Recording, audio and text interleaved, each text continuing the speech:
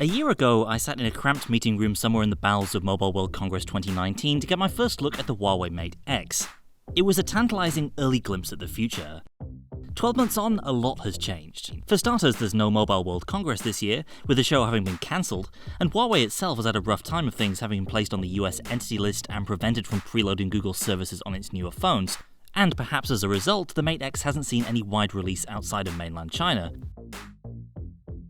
But as the company shows off its two new Android devices for early 2020, there's fresh enthusiasm and confidence about the future of Huawei outside of the Google umbrella. I'm Alex from Android Central, and this is our first look at the Huawei Mate XS and MatePad tablet.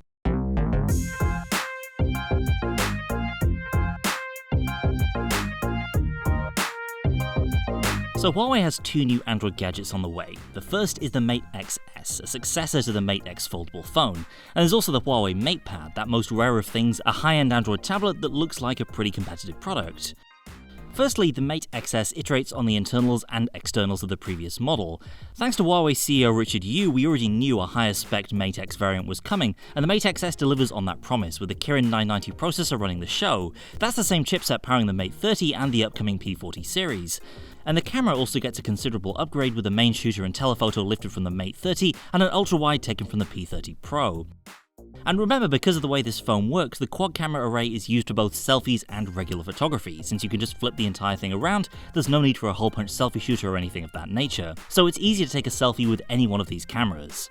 The upgrades from the Mate X go beyond internal specs though. The phone's patented Falcon Wing hinge has been tweaked for added durability, and the area around the hinge is also noticeably more sturdy than the older model, with protective covers around the outside. And the foldable area of the screen has a less pronounced crease in this model thanks to a redesigned display coating.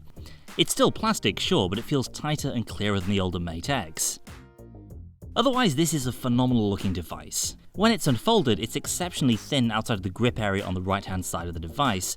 As for the rest of the phone, the fundamentals of the Mate XS are pretty familiar. In what you might call phone mode, it's a slightly chunkier Android smartphone with a clean notchless display. Around back, there's a sort of secondary screen which lets you take photos or selfies. Fold it out though by pressing that red release switch, and you get a stylish 8-inch display completely free from any kind of protrusions or aberrations. For me, the Mate XS as a product is just as exciting as the Mate X before it because of the way it handles that transition between phone and tablet.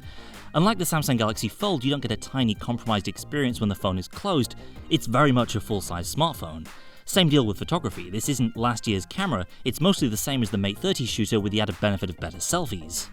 Of course, all that functionality will surely come at a cost.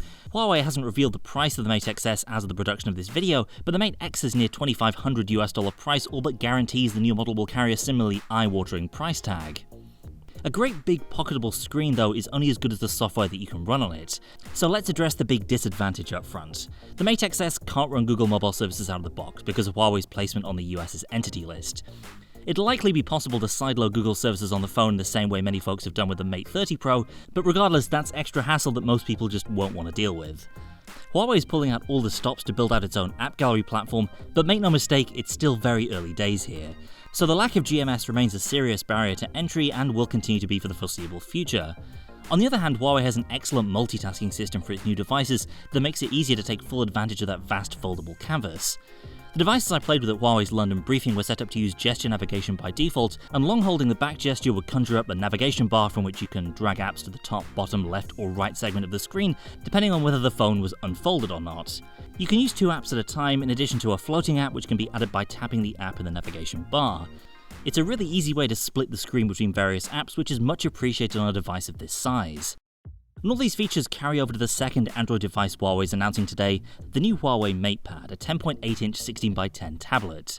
The branding of this device is significant. Huawei's older tablets have always been branded as media pads, and as such the software has been pretty basic because they've largely been pitched as no-frill slates for media consumption. The MatePad, as you might have guessed, brings some Mate DNA to the table with much more of a focus on productivity. For starters, it's 5G connected, in fact aggressively so. There's no 4G only or Wi-Fi only version here, and the front face is almost all screen thanks to the hole-punch display and a 90% screen-to-body ratio. Same impressive internal specs too, based around the Kirin 990 5G platform. And while Huawei's EMUI software on a tablet was a pretty ropey experience in the past, the company has leveled up its Android software this time around. It has the same multitasking capabilities you'll find on the Mate XS, along with new drawing capabilities thanks to the Huawei M Pen stylus. With the way all this stuff works together, it's pretty clear Huawei's drawn a lot of inspiration from Apple's iPad. The device itself features a magnesium alloy frame with no visible antenna lines and outer bezels of just 4.9mm. We're looking at the vanilla black and white variants here, but there are also vegan leather color options similar to what we saw with the Mate 30 Pro last year, and there's also a keyboard attachment that feels pretty nice to type on, with a sturdy feel and a decent amount of key travel.